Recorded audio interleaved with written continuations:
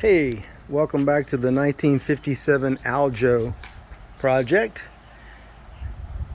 We've made a big jump as far as schedule and getting ahead of the work. The last time I posted, all the pieces were in the garage and waiting to be put together. Well, today is the day, actually this is the week. We took Memorial Day week, took a few extra days and put the walls on the frame.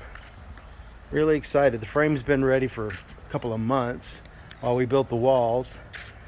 As you can see, the skin's not on yet, of course, but don't mind the tarp. That was really just to block the sun. We're in Mississippi and the sun can be brutal. I didn't want to bleach out the paneling that we took so much effort to stain and finish.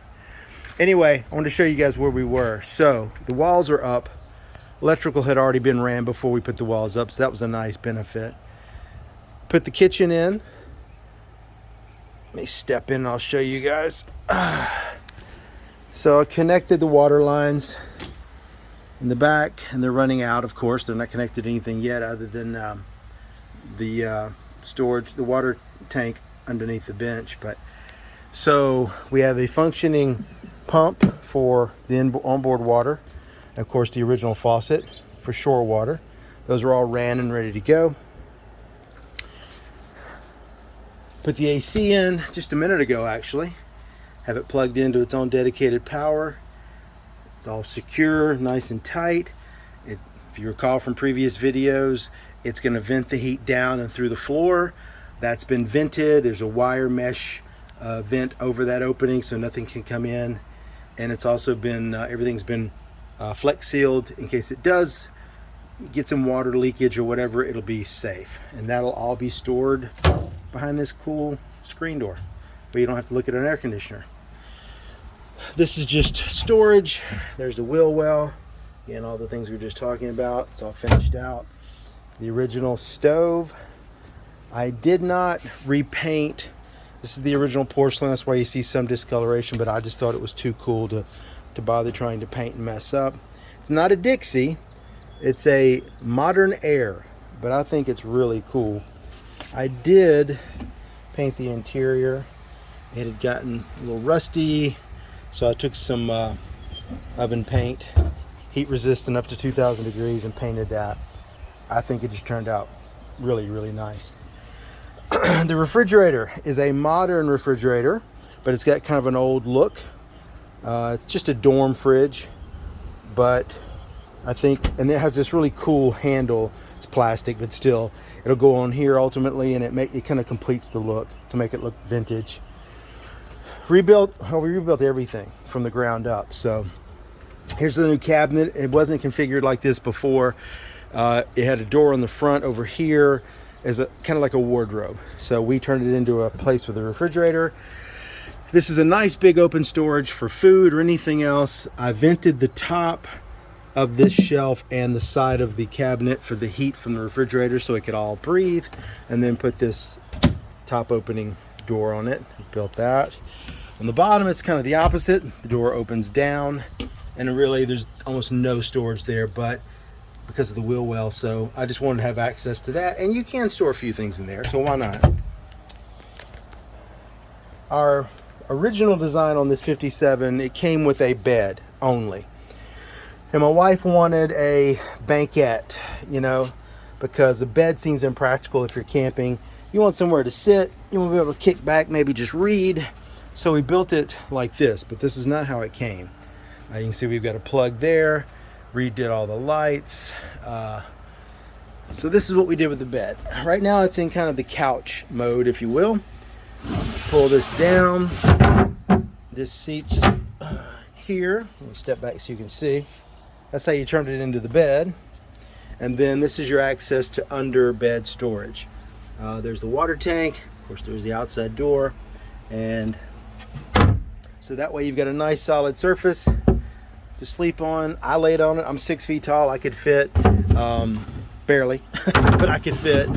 And then 2 people could sleep there in theory. And then when it's open, you've got this cool banquette.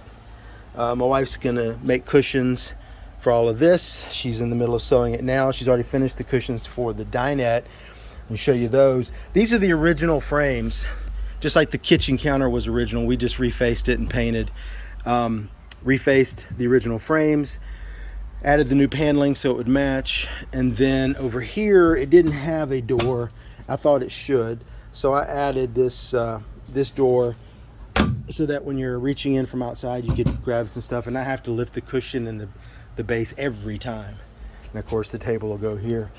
All that's ready. It's all in the garage and ready to go. But tomorrow's the day that we actually put the ceiling on, the roof, whatever you want to call it. We have all the paneling cut, painted, ready to go. Let me step out and I'll show you.